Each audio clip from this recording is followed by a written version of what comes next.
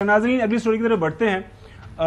कल एक clarification I है, वजाहत आई है मोहतरम चीफ जस्टिस साहब की तरफ से, और वो वजाहत मुझे लगता है वो जो हमारा प्रोग्राम शायद देख के उन्होंने किया है कि उनके हसन का ये ख्याल है और इनकी अभी भी यही राय है कि जो मर्जी हो जाए मोहतरम जो है चीफ जस्टिस साहब बिल्कुल एक्सटेंशन नहीं लेंगे। लेकिन राना सलाउल्लाह साहब ने पिछले दिनों कुछ जो बात की थी, पहले वो आपको सुनाते हैं, और रात का जो इलामिया आया है वो राना सनाउल्लाह साहब की बात की तस्दीक कर रहा है।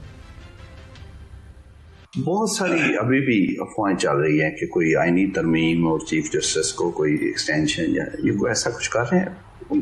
हमारे पास नंबर नहीं है, अगर मिल जाते हैं तो फिर करना चाहिए। काजी फैज ईसा साहब बड़े ऑनरेबल जज हैं, बासूल आदमी है। उन्होंने ये कहा है कि मैं इस तरह की कोई एक्सटेंशन जो है वो एक्सेप्ट नहीं करूंगा। उन्होंने लॉ मिनिस्टर को और अटॉर्नी जनरल को वाज़ेह तौर पे, ये दोनों ने मेरे साथ भी बात की है, उन्होंने वाज़ेह तौर पे कहा कि जी मैं ये काम नहीं करूंगा। अगर एज में इजाफे की बात है तो अगर सारी दुनिया का करें तो ठीक है, वो तो एक और बात है। लेकिन अगर आप कहें कि जी चीफ जस्टिस की मुद्दत मुलाजमत में तोसीह कर दें तो मैं ये नहीं एक्सेप्ट करूँगा।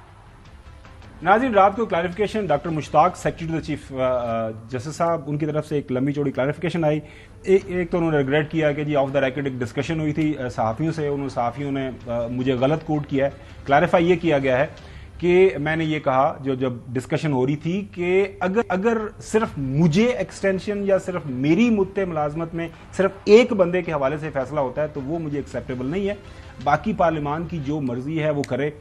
हसन, इसे क्या समझ आती है? लगता है कि ज़ाहिर अगर वो पार्लियामान एक आईनी तरमीम ले आती है नंबर अपने पूरे करके, वो कहते हैं कि जी फिक्स्ड है 3 years टेन्योर और लागू है with the current chief justice, तो फिर देखिए ना, बात तो यही थी ना कि चीफ जस्टिस साहब ने जो बात की, स्टेटमेंट दी, तो जो रिपोर्ट करने वाले थे उनको भी तो बखूबी इल्म था ना नहीं कि जो पार्लियामेंट है वो chief justice supreme court of Pakistan के ताबे तो नहीं है, वो उनका अंडर तो नहीं है। चीफ जस्टिस डिक्टेट तो नहीं कर सकते पार्लियामेंट। खबर ये चली थी पार्लियामेंट जो चाहे करे। खबर ये चली गई थी, और आप सारे दोस्त आपके जो फॉर्मर कोलीग्स हैं अभी भी कवर करते हैं, मतलब since you were covering at that time आप कवर करते हैं ना, उन्होंने कहा कि अगर ये हो भी गया तो मैं आई विल रिटायर, मैं चला जाऊंगा, मैं एक्सटेंशन। और आपकी खबर भी ये थी अगर मुझे टर्म फिक्स कर दी जाए तो मैं जो है वो अपनी एक्सटेंशन या fix term of chief justice कबूल नहीं करूंगा।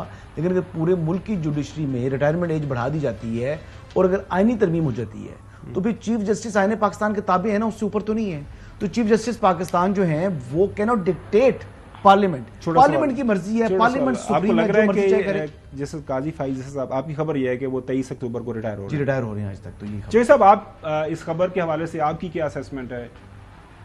नहीं तो फिर अगर वो नहीं लेना चाहते और ये नहीं देना चाहते तो फिर ये इतना रौला गौला कद है फिर? What is so funny about it? ये सिर्फ ये तमाशा तो नहीं लगाया हुआ ना। आज फिर फजल रहमान किसी से मिले, उन्होंने कहा मैंने तो कोई ऐसी हमायत नहीं करनी। मौलाना फजल रहमान साहब जो वसीतर मुल्की मफाद में वो बात कर सकते हैं। आज शाहिद खाकान अब्बासी साहब ने भी एक बात की है, वो भी कह रहे थे ये जो सारे का सारा मुअम्मा है इसका हल एक ही सूरत में निकल सकता है कि चीफ जस्टिस साहब एक क्लैरिफिकेशन, एक जो इसी तरह की प्रेस स्टेटमेंट निकाल दें कि आई एम रिटायरिंग ऑन 23 अक्टूबर।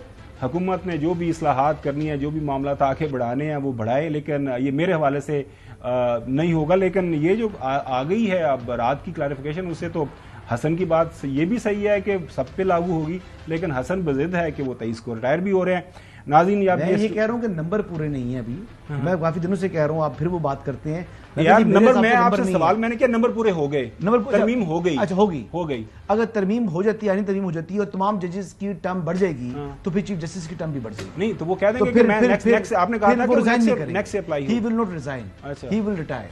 अगर रिटायरमेंट उनकी होती है तो well and good. Retirement age के ऊपर रिटायर उन्होंने होना है। चीफ जस्टिस अपने ओहदे से इस्तीफा कबूल नहीं देंगे। ये आप जितना मैं उनको जानता हूँ। अब अगर ये मुझे बताएं खावर साहब, जी साहब, अगर सारे जज जो हैं वो कल एक बयान जारी कर देते हैं कि हमें कोई एज में इजाफा नहीं चाहिए रिटायरमेंट की, तो फिर आपका क्या मौक़िफ़ होगा?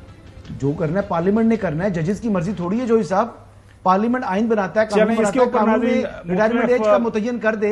जज कौन होते हैं कि कहने वाले सामने आ रही है, इनकी 2 साल मुद्दत कम कर दें, रिटायरमेंट पहले कर दें, वो भी कर सकता है पार्लियामेंट। पार्लियामेंट तो सुप्रीम है जी।